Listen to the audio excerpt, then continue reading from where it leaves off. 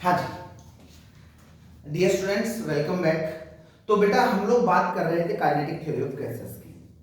Kinetic theory of gases के अंदर हम लोगों को क्या क्या चीजें देखनी है। काइनेटिक थ्योरी ऑफ गैसेस, यहां पर एक चीज बोली गई कि जब भी आप किसी बॉडी का टेम्परेचर इंक्रीज करते हैं तो उसकी वेलोसिटी जो है ना वो क्या हो जाएगी, इंक्रीज हो जाएगी। यानी उनके जो मॉलिक्यूल्स हैं उनकी वेलोसिटी क्या हो जाएगी, इंक्रीज हो जाएगी। इसको समझने के लिए अगर मैं आपको एक बात कहूं कि आप एक कंटेनर लें, उस कंटेनर के अंदर वाटर मॉलिक्यूल्स लेते हैं, आप जैसे इसको गैस फ्लेम के ऊपर बर्न करेंगे तो इन मॉलिक्यूल्स का जो मोशन है ना, जिगजैग आपको विजिबल रहेगा थोड़ा थोड़ा, है ना। जैसे ही आप उसको देखोगे कि बॉयल हो चुका है, बॉयल होने के बाद जैसे ही आप इसके अंदर फिंगर या टच करके देखोगे तो इसका टेम्परेचर बहुत ज्यादा हो चुका होगा। यानी जब इनकी वेलोसिटी इंक्रीज हो जाएगी तब हम लोग ये मान सकते हैं कि टेम्परेचर इंक्रीज हो गया। यानी जैसे जैसे टेम्परेचर इंक्रीज करेगा वैसे वैसे इनकी वेलोसिटी बढ़ती जाएगी। ये सारी चीजें हम लोगों को डिटेल में पढ़नी है बेटा। तो क्या क्या अजम्पशन माने गए इसके लिए वो देखते हैं। Number 1 assumption. अजम्पशंस क्या है कि जो गैस के मॉलिक्यूल है ना बेटा वो स्फेरिकल शेप में होंगे। कैसे शेप में होंगे बेटा, स्फेरिकल शेप में।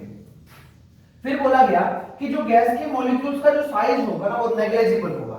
Size of gas molecule is negligible as compare to distance between the two molecules. जो दो मॉलिक्यूल्स के बीच का सेपरेशन है ना, जो कोलाइड कर रहे हैं उनके बीच का जो सेपरेशन है उसके कंपैरेटिव उसका साइज कैसा माना गया, नेग्लिजिबल। और क्या बोला गया कि इसके जो मोशन होगा ना बेटा, मोशन रैंडम होता है। कैसा होता है, रैंडम मोशन। मोशन होगा रैंडम। और ये जो मॉलिक्यूल्स हैं एक दूसरे के साथ कोलाइड करेंगे। जो मॉलिक्यूल्स जो है गैस के वो एक दूसरे मॉलिक्यूल्स के साथ कोलाइड करेंगे, उसके साथ साथ वॉल से भी क्या कर लेंगे बेटा, कोलाइड करके आएंगे, यानी दीवार से टकरा कर आएंगे। अच्छा, अब जब ये खुद कोलाइड कर रहे हैं तो दीवार से भी टकराएंगे, दीवार से टकराएंगे तो टकराकर जैसे वापस आएंगे तो हम लोग कहेंगे इसका मोमेंटम चेंज हो गया। और मोमेंटम चेंज हो गया तो इसका मतलब वहां पर क्या लगी होगी, फोर्स लगी होगी मॉलिक्यूल के ऊपर। जैसे मॉलिक्यूल के ऊपर दीवार की वजह से फोर्स लगेगी तो according to Newton third law of motion to every action there is equal and opposite reaction. यानी मॉलिक्यूल दीवार के ऊपर भी क्या लगाएंगे बेटा, फोर्स लगाएंगे, जिसकी वजह से हम लोग कह सकते हैं कि जो कंटेनर है उसके ऊपर क्या लगता है, प्रेशर लगता है। क्यों? क्योंकि फोर्स लगी, फोर्स लगा तो वहां पर क्या लग जाएगा बेटा, प्रेशर। और देखिए इनका जो टाइम गैप है ना बेटा, कोलिजन का टाइम गैप, जो कोलिजन का टाइम है वो नेग्लिजिबल है, यानी जाए टकराए और वापस आ जाएंगे, है ना। और ये जो कोलिजन है वो कैसा होगा, इलास्टिक कोलिजन होगा। इलास्टिक कोलिजन का मतलब जितनी एनर्जी थी उतनी की उतनी वापस आते टाइम उतनी रहेगी, है ना। और बात करें कि इसकी डेंसिटी थ्रू आउट क्या रहेगी, कांस्टेंट रहेगी, किनकी, गैस मॉलिक्यूल्स की। ये कुछ अजम्पशन है जो कि हम लोगों को पढ़ने हैं। मैं वन बाय वन एक बार रिपीट कर दूं। स्फेरिकल शेप होगी, साइज नेग्लिजिबल होगा, मोशन कैसा होगा, रैंडम एक्स वाई जेड सभी डायरेक्शन के अंदर मूव करेंगे, एक दूसरे से कोलाइड करते टाइम किससे कोलाइड करेंगे, दीवार से भी कोलाइड करेंगे। और इनका कोलिजन कैसा होगा बेटा, इलास्टिक कोलिजन होगा, टाइम गैप नेग्लिजिबल होगा, यानी गए टकराए और वापस आए। डेंसिटी थ्रू आउट क्या रहेगी, कांस्टेंट रहेगी। अच्छा, अब मैं प्रेशर का आपको एक डेरिवेशन करके दिखाता हूं बच्चा, वहां से आपको सारी चीजें यहां से समझ आ जाएंगी। मान लो हम लोगों ने कंटेनर लिया, एक क्यूब शेप का कंटेनर लिया और उसके अंदर m मास का एक मॉलिक्यूल रखा और उसकी वेलोसिटी ना मैंने vx मान ली। vx का मतलब वेलोसिटी इन x एक्सिस। क्या गैस मॉलिक्यूल के पास वेलोसिटी सिर्फ x एक्सिस में रहेगी? नहीं, x y z के अंदर, तीनों के अंदर रहेगी। बट इनिशियली मैं कितना मान के चल रहा हूं, vx। ये जो दीवार की जो वॉल है ना बेटा, इसका एरिया कितना है, a। और क्या अजम्पशन है यहां पर, n क्या है, numbers of molecules, molecules per unit volume. एक यूनिट वॉल्यूम के पास कितने मॉलिक्यूल्स हैं, n। अच्छा, अब इस मॉलिक्यूल के ऊपर हम लोग पूरा स्टडी करेंगे। जैसे ही मॉलिक्यूल जा रहा था ना उसकी वेलोसिटी थी vx, मास कितना था, m। यहां पर थी बेटा दीवार, दीवार से टकराया, टकराकर किधर आएगा बेटा, दूसरी डायरेक्शन में। कितनी वेलोसिटी से, उतनी ही वेलोसिटी से। क्यों आएगा, क्योंकि इलास्टिक कोलिजन था। कैसा कोलिजन था, इलास्टिक कोलिजन। जब जा रहा था तो कौन सी डायरेक्शन में गया, पॉजिटिव एक्स एक्सिस के अंदर। तो इसका इनिशियल मोमेंटम कितना था? मोमेंटम याद करो कितना होता था? Mass into velocity. मास कितना था इसका m, वेलोसिटी कितना था vx। कौन सी डायरेक्शन में है? पॉजिटिव एक्स एक्सिस के अंदर, तो कितना ले लेंगे बेटा? पॉजिटिव। फाइनल मोमेंटम की बात करो तो फाइनल मोमेंटम किधर है बेटा? नेगेटिव एक्स एक्सिस की तरफ है, इसलिए इसको मैं क्या लिख देता हूं? माइनस। मास कितना था? m, वेलोसिटी कितनी थी? vx। डेल्टा p की बात करूं तो मोमेंटम का चेंज वो कितना होगा बेटा? p final minus p initial. Final momentum कितना था? m इंटू vx, लेकिन नेगेटिव का, minus m vx minus initial momentum कितना था? पॉजिटिव, यानी m इंटू vx। सम करूंगा तो कितना आ जाएगा? Minus of 2m into vx। ये किसका मोमेंटम चेंज हुआ? एक मॉलिक्यूल का। किसका मोमेंटम चेंज हुआ बेटा? एक मॉलिक्यूल का। तो इसका लिख लेता हूं मैं डेल्टा p। ठीक है, एक मॉलिक्यूल का जो मोमेंटम चेंज हुआ वो कितना हुआ? Minus 2m into vx। अच्छा, अब अगर मैं यहां से यहां तक की बात करूं, यहां से मॉलिक्यूल चलना स्टार्ट हुआ, ये मैंने जो शेडेड एरिया कवर करा है इस एरिया की बात करता हूं, जो वॉल्यूम मैंने कवर करा उसकी बात कर रहा हूं। यहां से लेकर यहां तक का जो टाइम था ना बेटा, यानी जहां से चला और दीवार के टकराने तक का जो टाइम लगा वो कितना लगा? t टाइम लग गया। और ये डिस्टेंस कितनी ट्रेवल करा होगा? डिस्टेंस का फॉर्मूला होता है बेटा, डिस्टेंस कितना होता है? Speed into time. स्पीड कितनी थी? vx। टाइम कितना लगा? t। तो ये डिस्टेंस कितनी आ गई उसकी? vx into t। और अगर मैं वॉल्यूम की बात करूं तो वॉल्यूम कितना आ जाएगा बेटा? वॉल्यूम होता है area into length. Area a, length कितनी चला मॉलिक्यूल? vx इनटू t, यानी a vx t, तो क्या आ गया? उसका वॉल्यूम आ गया। और एक यूनिट वॉल्यूम के पास कितने मॉलिक्यूल थे? एक मॉलिक्यूल, यानी एक यूनिट वॉल्यूम के पास कितने मॉलिक्यूल्स थे? n। तो टोटल वॉल्यूम कितना था बेटा? a into vx into t। इतने वॉल्यूम के पास कितने मॉलिक्यूल्स आ जाएंगे? मल्टीप्लाई कर दो n से, n a vx into t। ये क्या आ गया बेटा? Total molecules.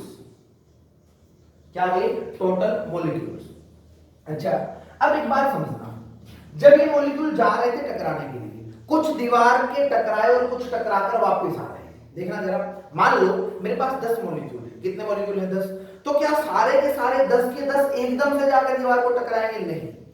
5 दीवार को टकराने जा रहे होंगे, 5 दीवार से टकराकर वापस आ रहे होंगे, यानी हाफ कोलाइड करेंगे, हाफ बाउंस बैक होकर वापस आएंगे। अच्छा, तो जो दीवार से टकराएंगे ना, जो कोलाइड कर रहे हैं, कोलाइडिंग पार्टिकल्स यानी कोलाइडिंग मॉलिक्यूल्स, वो कितने हो जाएंगे बेटा? हाफ हो जाएंगे ओरिजिनल मॉलिक्यूल के। ओरिजिनल मॉलिक्यूल्स कितने थे? NaVXT। NaVXT, इसका कितना हो जाएगा बच्चों? हाफ हो जाएगा। अच्छा, अगली बात, यानी ये जो मॉलिक्यूल्स है ना, ये दीवार से जाकर टकराए। अगर एक मॉलिक्यूल दीवार से टकराता है तो चेंज मोमेंटम का कितना होता था? Minus 2mvx। अगर मैं मैग्नीट्यूड की बात करूं तो कितना लिख दूंगा बेटा? 2m into vx। एक मॉलिक्यूल जाकर टकराया तो मोमेंटम का चेंज कितना हुआ? 2m into vx। और टकराने कितने गए? Half NaVXT। तो इन ये सारे जाकर टकराएंगे तो NaVXT, इसका हाफ जब जाकर टकराएगा तो मोमेंटम का चेंज कितना हो जाएगा बेटा? 2mvx into half NaVXT। यानी ये सारा का सारा किसका डाटा आया बेटा? ये चेंज इन मोमेंटम का डाटा आया। यानी जो मॉलिक्यूल्स जाकर टकराए उन सारों का मोमेंटम चेंज इतना हो गया। कितना हो गया? देखो 2 से 2 कैंसिल आउट हो जाएगा, तो डेल्टा p, टोटल की बात कर रहा हूं, टोटल चेंज इन मोमेंटम, वो कितना आ जाएगा? एक के लिए था 2mvx, याद रहे, एक के लिए कितना था? 2mvx। और कितने मॉलिक्यूल्स जाकर टकराए? ओरिजिनल के हाफ। तो हाफ कितने थे? Half NaVXT। जब सारे जाकर टकराएंगे तो कितना मोमेंटम चेंज हो जाएगा? वो निकल के आया। वो कितना आया बेटा? mnvx² a into t। Force का फॉर्मूला याद करो, फोर्स क्या होता था? फोर्स होता था बेटा change in momentum delta p by delta t। यानी इस मोमेंटम को t से डिवाइड कर दो तो क्या निकल जाएगी? फोर्स। t से जैसे डिवाइड करो तो ये t कैंसिल आउट हो जाएगा, तो कितना बच जाएगा? mnvx² into a। प्रेशर क्या होता था? प्रेशर होता था बेटा फोर्स पर यूनिट एरिया। यानी कि सारे फोर्स को एरिया से डिवाइड कर दो। जैसे ही एरिया से डिवाइड कर दूंगा तो एरिया कैंसिल आउट, क्या बचा बेटा? mnvx का स्क्वायर। ये क्या आ गया बेटा? इसका प्रेशर। अब प्रेशर का फॉर्मूला कितना लिखेंगे हम लोग, प्रेशर आया एम एन वी एक्स का स्केयर। अच्छा अब एक बात समझना, ये वेलोसिटी जो है ना एक्स डायरेक्शन की है और इसका क्या है स्केयर। जो वेलोसिटी का स्केयर होता है उसको हम लोग बोलते हैं बेटा मीन स्केयर वैल्यू। क्या बोलते हैं उसको, मीन स्केयर वैल्यू, याद रखना। इसका मोशन कैसा था, रैंडम मोशन, आइसोट्रोपिक मोशन, यानी जितना एक्स में जितनी वेलोसिटी x के अंदर है उतनी वेलोसिटी y के अंदर है और उतनी ही वेलोसिटी किसके अंदर है, z के अंदर है। मैं कहूं कि इसकी मीन वेलोसिटी है ना, जो इसकी मीन वेलोसिटी है वो तीन पार्ट्स के अंदर डिवाइडेड है, यानी कितना, वन थर्ड x में, वन थर्ड y में, वन थर्ड z में, यानी जो v स्केयर है वो कितना आ जाएगा, वो आ जाएगा बेटा इन सभी का सम आएगा, यानी vx square plus vy square plus vz का स्केयर। और ये सारी वैल्यू कैसे हैं, इक्वल है, तो इनको क्या लिख सकता हूं, इसको vx लिख दो, इसको vx लिख दो, तो ये कितना आ जाएगा 3vx का स्केयर, किसके बराबर आया, v स्केयर के। यानी vx के स्केयर की बात करूं तो उसको लिख सकता हूं v स्केयर बाय 3, कितना लिख सकता हूं बेटा, v स्केयर बाय 3। जनरली सोचा जाए तो ये vx स्केयर की बात करूं, ये मीन स्केयर वैल्यू है x के अंदर और इसकी वेलोसिटी तीनों डायरेक्शन में है, तो ये तो टोटल का कितना हुआ, वन थर्ड हुआ ना।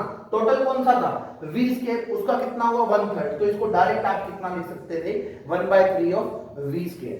यहां पर वैल्यू पुट करेंगे तो क्या आएगा, देखो प्रेशर कितना आ जाएगा, एम एन vx की जगह क्या लिख सकता हूं बेटा, v स्केयर बाय 3। ठीक, अब ये जो रिजल्ट आया ना ये हमारे बड़े यूज का है। देखो प्रेशर को कितना लिखा, फिर से याद करो, M N V square by 3। अच्छा एक बात बताओ जरा, अगर मैं डेंसिटी की बात करता हूं तो डेंसिटी कितना होता है, डेंसिटी होता है मास पर यूनिट वॉल्यूम, यानी total mass by total volume. एक यूनिट वॉल्यूम के अंदर जितना मास होगा, देखो v को अगर मैं 1 ले लूं तो डेंसिटी किसके बराबर आ गया, मास के बराबर, यानी एक यूनिट वॉल्यूम के अंदर जितना मास होगा उसको बोलते हैं डेंसिटी, है ना। तो डेंसिटी क्या होगा, mass in one unit, mass in unit volume लिख दो direct, mass in unit volume.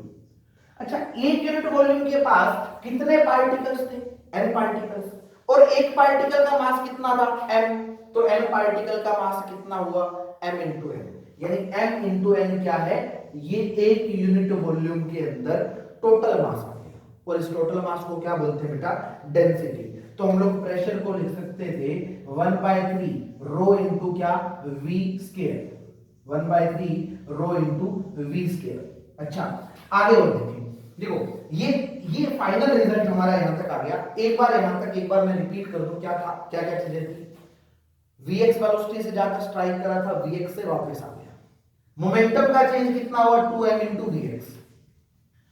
Total volume कितना, टोटल वॉल्यूम कितना आएगा बेटा, टोटल वॉल्यूम होता है एरिया इनटू लेंथ, लेंथ कितना चला, स्पीड इनटू टाइम के बराबर, स्पीड था vx, टाइम कितना था t, तो टोटल वॉल्यूम हो जाएगा बेटा area into speed, speed into time, ठीक है। अच्छा अब एक यूनिट वॉल्यूम के पास कितने मॉलिक्यूल्स थे, n, तो टोटल वॉल्यूम के पास कितने मॉलिक्यूल्स हो जाएंगे बेटा, n टाइम्स हो जाएंगे ओरिजिनल के। दूसरी बात, जो दीवार से टकराने जाएंगे वो कितने जाएंगे, हाफ जाएंगे, यानी कोलाइड कर रहे थे वो कितने थे, ओरिजिनल मॉलिक्यूल्स के हाफ थे। एक का मोमेंटम कितना चेंज हुआ, 2m इंटू vx, तो इन सभी का कितना हो जाएगा बेटा, इनका हो जाएगा मल्टीप्लाई करके जो आप चेंज इन मोमेंटम आ जाएगा वो आ जाएगा mn vx square a into t। अब फोर्स क्या होते हैं, change in momentum by time, यानी इसको टाइम से डिवाइड कर दूंगा तो फोर्स आ जाएगी, जो कि कितनी आ जाएगी बेटा, mn vx square into a। और फोर्स लेकर के तो प्रेशर क्या होता है, force per unit area, area से डिवाइड कर दोगे तो mn इंटू vx का स्क्वायर आ जाएगा। प्रेशर कितना लिखा, mn vx स्क्वायर। अब वेलोसिटी हम लोग x की तो नहीं ले सकते, y में भी है z में भी है, यानी x में तो 1/3 होगा ओरिजिनल का, ओरिजिनल कितना था v का 1/3 कर दूंगा तो यानी v स्क्वायर बाय कितना लिख दूंगा, 3 लिख दूंगा। अच्छा डेंसिटी क्या था, एक यूनिट वॉल्यूम के अंदर जितना मास होगा उसको बोलते थे डेंसिटी। एक यूनिट वॉल्यूम के अंदर n नंबर्स ऑफ मॉलिक्यूल्स है, एक मॉलिक्यूल का मास कितना था m, तो टोटल मास कितना आ जाएगा एक यूनिट वॉल्यूम के अंदर mn, और उसी को तो क्या बोलते हैं डेंसिटी। ठीक है, चलो यहां तक बात क्लियर हुई। तो हम लोग आगे क्या चलते हैं, आगे समझते हैं इसको और आगे। काइनेटिक एनर्जी की बात करेंगे हम लोग यहाँ पर। प्रेशर कितना आ गया, प्रेशर आ गया 1/3 रो इंटू क्या, वी स्क्वायर। यही मेन रिजल्ट है, इसी से हम लोग फर्दर प्रोसीड करेंगे। डेंसिटी को क्या लिखेंगे, देखो डेंसिटी को लिख सकते हैं total mass capital M by total volume into क्या, वी स्क्वायर, है ना, ठीक है। अच्छा, अब अगर मैं इसको इस साइड मल्टीप्लाई कर दूं तो कितना आ जाएगा बेटा, 3pv इज इक्वल टू कितना, mv स्क्वायर। अच्छा सर, अब क्या करें, अब दोनों साइड ना हाफ से मल्टीप्लाई कर दो, हाफ इधर और हाफ इधर, कोई फर्क पड़ा नहीं सर, कोई दिक्कत नहीं है। Half into total mass into velocity का स्क्वायर क्या कहलाता है, ये कहलाता है बेटा काइनेटिक एनर्जी। क्या कहलाता है, काइनेटिक एनर्जी। यानी मॉलिक्यूल की बात करें तो उसकी काइनेटिक एनर्जी कितनी आ गई, जो हमारे पास कंटेनर में गैस थी उसकी काइनेटिक एनर्जी कितनी आ गई, उसकी काइनेटिक एनर्जी आ जाएगी बेटा 3/2 pv, 3/2 pv। ये रिजल्ट है ना, ये याद रख लेना, उम्र भर काम आएगा आपके, ठीक है। अच्छा, अब एक काम और करते हैं, ये वाला रिजल्ट तो हमारा आ गया, इसके अंदर क्वेश्चन कैसे पूछेगा, आपको प्रेशर दे रखा होगा और वॉल्यूम दे रखा होगा। प्रेशर किसमें देगा बेटा, प्रेशर देगा न्यूटन पर मीटर स्क्वायर के अंदर, वॉल्यूम किसमें देगा, मीटर क्यूब के अंदर। आप यहां पर अप्लाई करेंगे, टोटल काइनेटिक एनर्जी आ जाएगी। हाँ, कई बार ना ये डायरेक्ट प्रेशर नहीं देता आपको बोलेगा 76 मिलीमीटर ऑफ Hg, Hg बोले तो मरकरी, मरकरी का कितना 76 मिलीमीटर। यानी जो मरकरी की क्यूब है ना, उसके अंदर मरकरी की हाइट कितनी ले ली इसने बेटा, 76 मिलीमीटर। अब सबसे पहली बात तो हाइट की बात करूं तो हाइट को कितना लिखूंगा, 76 मिली का मतलब कितना होता है 10 टू पावर -3 मीटर। और इस मरकरी की डेंसिटी कितनी होती है, 13.6 इंटू 10 टू पावर 3 kg पर मीटर क्यूब, ये हमें पता होता है। अच्छा, अब यहां पर प्रेशर का डिफरेंस कितना होता है, फ्लूइड के अंदर हम लोगों ने देखा था कि जो प्रेशर का डिफरेंस होता था ना, वो कितना आता था, डेल्टा पी यानी रो जी एच आया करता था। कितना आता था बेटा, रो जी एच। रो कितना है 13.6 इंटू 10 टू पावर 3, जी कितना है बेटा 9.8, और मरकरी की जो हाइट दे रखी है वो कितनी दे रखी है बेटा 76 इंटू 10 टू पावर -3 मीटर। यहां से आप क्या निकाल सकते हो, प्रेशर निकाल सकते हो, और यहां पर पुट कर देंगे, आपका क्वेश्चन सॉल्व हो जाएगा। चलिए और आगे चलते हैं। देखो मेरी कोशिश यही रहेगी कि मैं सारी की सारी चीजें आपको A to Z बता दूं और कम से कम टाइम में बता दूं। हाँ, स्पीड जरूर फास्ट है, आप इसको स्लो कर सकते हैं, ठीक है। अच्छा, काइनेटिक एनर्जी कितनी आई 3/2 pv। अगर मैं 1 मोल की बात करूं या फिर जनरल टर्म बात करूं तो pv कितना होता था बेटा, pv होता था nRT। p बोले तो प्रेशर, v बोले तो वॉल्यूम, n बोले तो नंबर्स ऑफ मोल, r बोले तो गैस कांस्टेंट। और r की वैल्यू कितनी हुआ करती थी बेटा 8.31। कितनी हुआ करती थी बेटा 8.31 जूल पर mole inverse kelvin inverse, joule mole inverse kelvin inverse, ठीक है। अच्छा, n क्या था, नंबर्स ऑफ मोल। इसके फॉर्मूला की बात करूं तो n को लिख सकता था मास बाय क्या, मॉलिक्यूलर मास। केमिस्ट्री में बहुत अच्छे से पढ़ा हुआ आपने, चिंता मत करें इसको, है ना। अच्छा, अगली बात, n को लिख सकते थे numbers of molecules divide by Avogadro number, ठीक है। आप कहीं से भी इसको रिजल्ट को अप्लाई करेंगे तो ये चीजें आ जाएंगी, है ना। तो पीवी कितना था nRT। मैं बात करता हूं 1 मोल के लिए, मेरा स्पेशल केस क्या है बेटा 1 मोल। अगर मैं 1 मोल की बात करता हूं ना तो n को कितना लिखूंगा 1 लिखूंगा, तो पीवी आ जाएगा बेटा किसके बराबर, RT के बराबर। ये किसकी बात कर रहा हूं, ध्यान रहे 1 मोल की बात कर रहा हूं, किसकी बात कर रहा हूं 1 मोल की। 1 मोल के लिए पीवी कितना आ जाएगा बेटा R into T, क्योंकि n की वैल्यू मैंने पुट कर दी 1। अच्छा, तो पीवी को मैं कितना लिख दूं RT, तो पीवी की जगह क्या लिख सकता हूं RT। तो काइनेटिक एनर्जी कितनी होती थी, काइनेटिक एनर्जी होती थी 3/2 पीवी, यही तो थी, हाँ सर। तो पीवी की जगह आप क्या कर दोगे, पीवी तो RT के बराबर था, तो ये लिख दिया आपने। ये काइनेटिक एनर्जी आई किसकी, टोटल आई क्या, नहीं सर, ये आई फॉर 1 मोल, किसके लिए, फॉर 1 मोल, 1 मोल के लिए, ठीक है। आगे देखते हैं, 1 मोल की जो काइनेटिक एनर्जी है ना, 1 मोल हैज काइनेटिक एनर्जी कितना 3/2 RT। और ये वाला जो फॉर्मूला था ना बेटा, ये आपको पता होना चाहिए, याद होना चाहिए, इसके ऊपर बेस्ड डायरेक्ट क्वेश्चन आएंगे। कैसे? आपको टेम्परेचर दे रखा होगा, ध्यान रहे, टेम्परेचर दे रखा होगा आपको सेल्सियस के अंदर, आप उसको कन्वर्ट करेंगे केल्विन के अंदर। यानी अगर आपको दे रखा है सपोज 100 डिग्री सेल्सियस, तो आप क्या करोगे, इसको केल्विन में कैसे कन्वर्ट करोगे बेटा? 100 प्लस 273 यानी कितना हो जाएगा बेटा? 373 डिग्री केल्विन। ठीक है, इस टाइप से आप कन्वर्जन करके यहाँ पर वैल्यू पुट करोगे। आर की वैल्यू कितनी थी? 8.31। ये सारी चीज पुट करोगे तो क्या आ जाती थी? काइनेटिक एनर्जी आ जाती थी। और किसकी आई है? 1 मोल की। 1 मोल की काइनेटिक एनर्जी थी 3/2 RT। और 1 मोल के पास कितने मॉलिक्यूल्स थे? Na molecules. ध्यान रहे यहां पर Na क्या है? Molecules. Na molecules has kinetic energy कितनी? 3/2 RT। क्योंकि सर Na मॉलिक्यूल्स का मतलब क्या हो? 1 मोल ही तो हुआ ना, तो 1 मॉलिक्यूल की काइनेटिक एनर्जी कितनी आएगी भाई? 3/2 RT। इसको डिवाइड कर देंगे Na से, ये किसकी काइनेटिक एनर्जी आ जाएगी? ये काइनेटिक एनर्जी आ जाएगी 1 मोल, 1 मॉलिक्यूल की। किसकी आएगी? 1 मॉलिक्यूल की। अच्छा एक बात और, R/Na इसको बोलते हैं बोल्ट्जमैन कांस्टेंट। AB क्या बोलते हैं इसको? Boltzmann constant. R की वैल्यू थी 8.31, Na की वैल्यू, Na बोले तो एवोगैड्रो नंबर, इसकी वैल्यू होती है 6.023 × 10⁻23। और इसको जैसे ही सॉल्व करेंगे तो Kb की जो वैल्यू आएगी ना बेटा, वो आ जाती है आपकी 1.38 × 10⁻23, है ना। चलिए, ये जनरल टर्म है, साथ के साथ कवर करेंगे, इतना टाइम नहीं लगाएंगे हम लोग। हाँ, तो 1 मॉलिक्यूल की हैज काइनेटिक एनर्जी कितनी आई? 3/2 R/Na। R/Na को क्या लिख सकता हूं? Kb इंटू क्या? T। और ये रिजल्ट भी आपसे फ्रीक्वेंटली पूछा जाएगा। क्या कि बताओ कि 1 मॉलिक्यूल की काइनेटिक एनर्जी कितनी आएगी, तो आप क्या लिखोगे? 3/2 Kb इंटू T।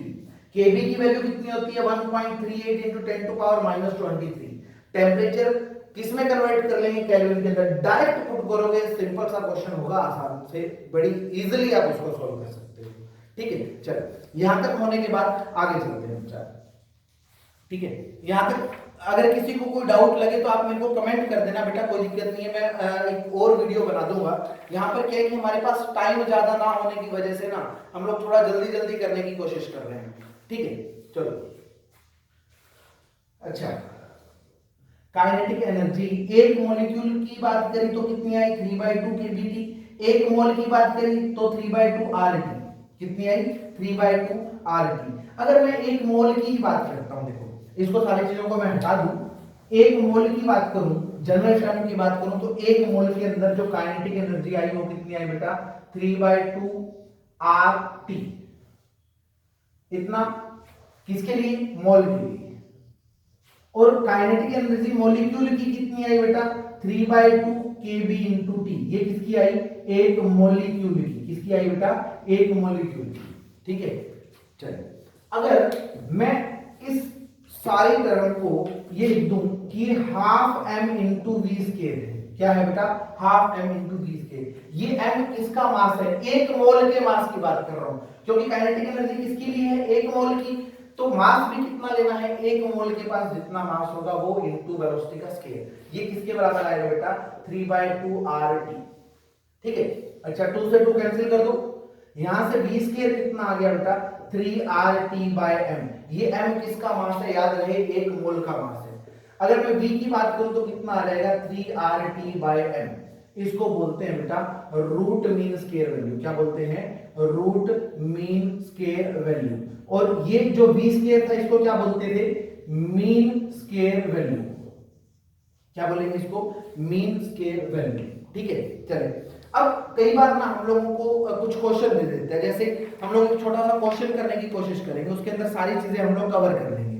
ठीक है, क्वेश्चन में क्या पूछा गया? कैलकुलेट द काइनेटिक एनर्जी पर मॉलिक्यूल। क्या पूछा गया? काइनेटिक एनर्जी पर मॉलिक्यूल। अच्छा, जैसे मैंने ये देखा ना मॉलिक्यूल, तो मैं क्या करूंगा? काइनेटिक एनर्जी पर मॉलिक्यूल कितनी हुआ करती थी? 3/2 kBT। तो मैंने लिख दिया 3/2 kB × T। समझ आई बात?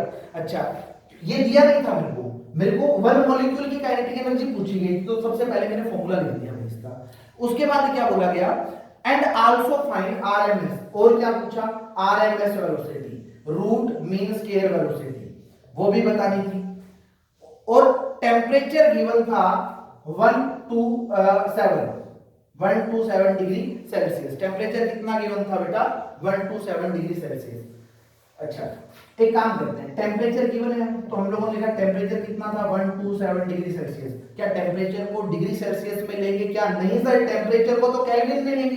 तो इसको किससे ऐड करें भाई, 127 प्लस कितना 273, ये कितना आ जाएगा बेटा, ये आ जाएगा 400 डिग्री केल्विन। कितना आ गया बेटा, 400 डिग्री केल्विन। हमें काइनेटिक एनर्जी किसकी पूछी गई, एक मॉलिक्यूल की पूछी गई ना, तो ये वाला रिजल्ट हम लोग यूज कर लेंगे, यानी 3/2 केबी। केबी की वैल्यू कितनी आई थी, अभी देखो केबी था 1.38 इंटू 10 टू पावर कितना -23 इंटू क्या, टेम्परेचर कितना था बेटा 400। जैसे इसको सॉल्व करूंगा ना, इसको सॉल्व करते ही हमारे पास क्या आ जाएगी, काइनेटिक एनर्जी एक मॉलिक्यूल की, और इसका जो रिजल्ट आएगा ना, ये आ जाएगा 8.28 इंटू 10 टू पावर -21, इतना जूल आ जाएगा। अब अगली क्या पूछी इसने, अगला पूछ लिया इसने कि भाई आरएमएस वेलोसिटी बताओ। सर काइनेटिक एनर्जी को हम लोग क्या लिख देंगे, half M into V square. अब समस्या यहाँ पर ये है सर, मास किसका लिखूं, एक मोल का लिखूं, एक मॉलिक्यूल का लिखूं या टोटल लिखूं। सर ये काइनेटिक एनर्जी किसकी है, एक मॉलिक्यूल की है ना, तो मास किसका लिखोगे, एक मॉलिक्यूल का लिखोगे। Mass of A molecule into क्या, उसकी वेलोसिटी का स्केल इज इक्वल टू कितना 8.28 इंटू 10 टू पावर -21। ठीक है, यहां से अगर मैं v की बात करूं तो v कितना आ जाएगा भाई, v स्क्वायर की बात कर लेते हैं, 2 into 8.27 into 10 to power -21 divide by किससे कर दो बेटा, मास से। और उस गैस का मास हम लोगों को गिवन है कि मॉलिक्यूलर मास जो है ना, इस क्वेश्चन के अंदर हमें मॉलिक्यूलर मास से कितना दे रखा था बेटा, 6.4 into 10 to power -27। Molecular mass 6.4 into 10 to power -27 KG, ये मॉलिक्यूलर मास है, यानी एक मॉलिक्यूल का मास है, वही तो पुट करना था। पुट कर दो m की वैल्यू यहाँ पर कितना, क्योंकि देखो क्रॉस मल्टीप्लाई करेंगे तो m नीचे ही आएगा ना, 6.4 इंटू 10 टू पावर -27। ठीक है, ये क्या आ जाएगी, रूट मीन स्क्वायर है ना, ये तो मीन स्क्वायर आई ना बेटा, तो इसका क्या कर देंगे, इस साइड ले जाकर क्या कर देंगे, रूट कर देंगे। और जैसे इसको सॉल्व करेंगे तो हमारा जो आंसर आएगा वो क्या आ जाएगी बेटा, वो आ जाएगी mean root mean square value, और इसकी वैल्यू आएगी 1.608 इंटू 10 टू पावर 3 मीटर पर सेकेंड, ये वेलोसिटी आ जाएगी। देखो सिंपल सा क्वेश्चन था, मैं फिर से रिपीट कर दूं किस टाइप से क्वेश्चन पूछता है आपसे। क्वेश्चन पूछा कि एक मॉलिक्यूल की काइनेटिक एनर्जी बताओ। सर एक मॉलिक्यूल की काइनेटिक एनर्जी बतानी, तो एक मॉलिक्यूल की थी 3/2 kb इंटू टी।